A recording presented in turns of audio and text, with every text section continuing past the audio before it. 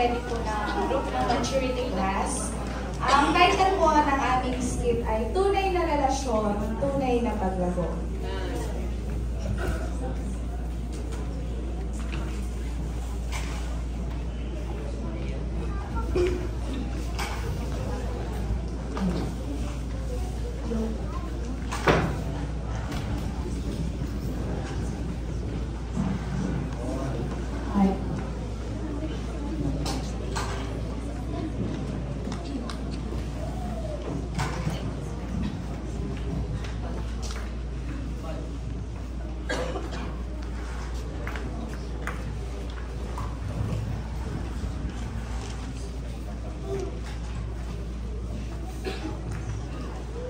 Ang realidad.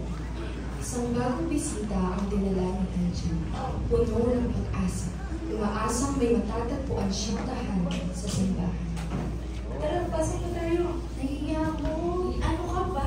Sa ulan lang yan. Ganyan na ulan. Tapos sa akin ba ako dito? Oo, ayun sa akin. Nandiyan na sila. Tara, huwag kaya. Guys,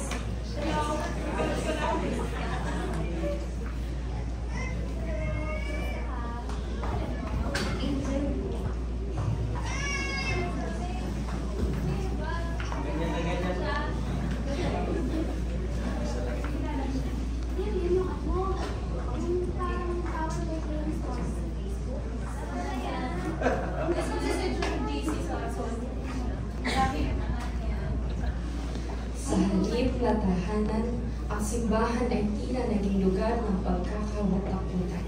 Isang dahilan kung bakit ang mga bagong mananampalataya ay hindi bumabalik.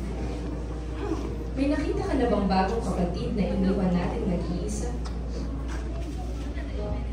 parang wala akong lugar dito.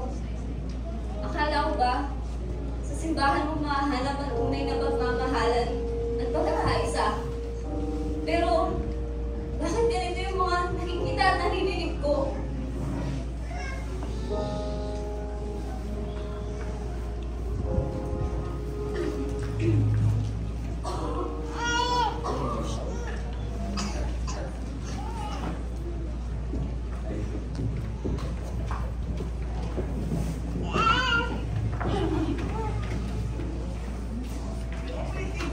Sa tayo is we have unity in the spirit. Masarap po at very attractive sa mga Kristiyano na pag pumunta ka sa church, makikita mo yung mga Kristiyano talagang masaya sila, nagmamahalan po sila, nagtutulungan po sila mga kapatid, at hindi po sila nagsisiraan. We have to come to the point na ang muna nating makita, we are here, we have to build our relationship. Tulungan tayo rito for the advancement of the gospel and for the improvement of this church. Pag ang tao, masaya tayo dito, lahat ng pumapasok sa loob, masaya. Alam niyo yun? Lahat yung nakikita nila, concerned tayo eh. You see, we have to build good relationship. Now, discipleship, ang sabi po ng Bible, hindi lang natin obligasyon iwin sila, kundi ilisan.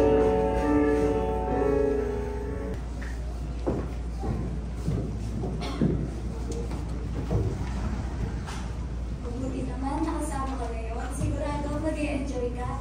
Halika, papakilala kita sa ibang mga ladies. Sige, nahiya ako.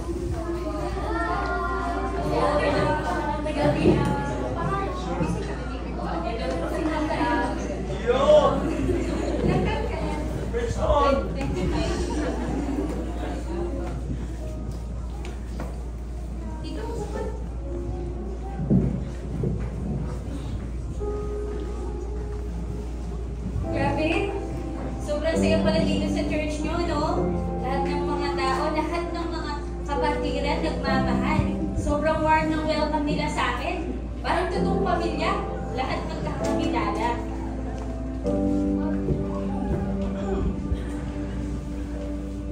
Kapag may pagkakaisa sa puso, dumadaloy ang tunay na pagmamahal ng Kristo.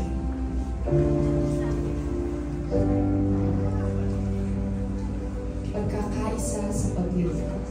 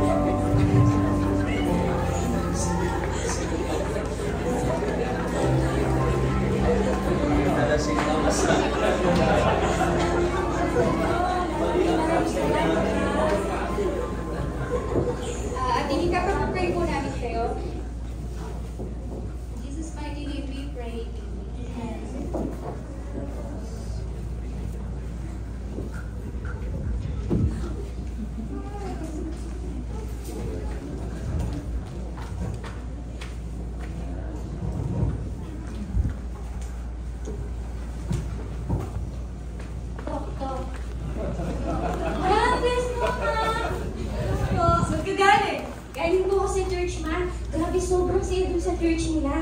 Lahat nagpapayaran ng gamit. Tapos, pinagdala pa namin yung isang kapatid na may sakit. Tapos, pinagdala namin maraming singkamas.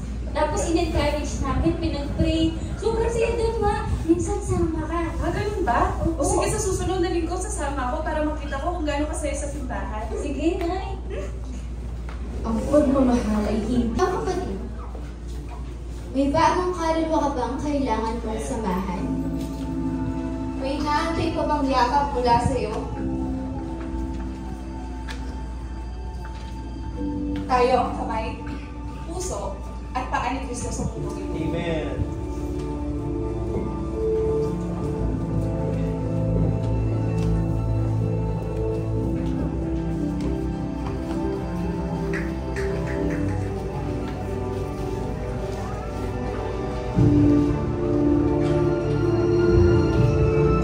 Magmahal, makinig, maglingkod. Ikaw, kapatid, handa ka na bang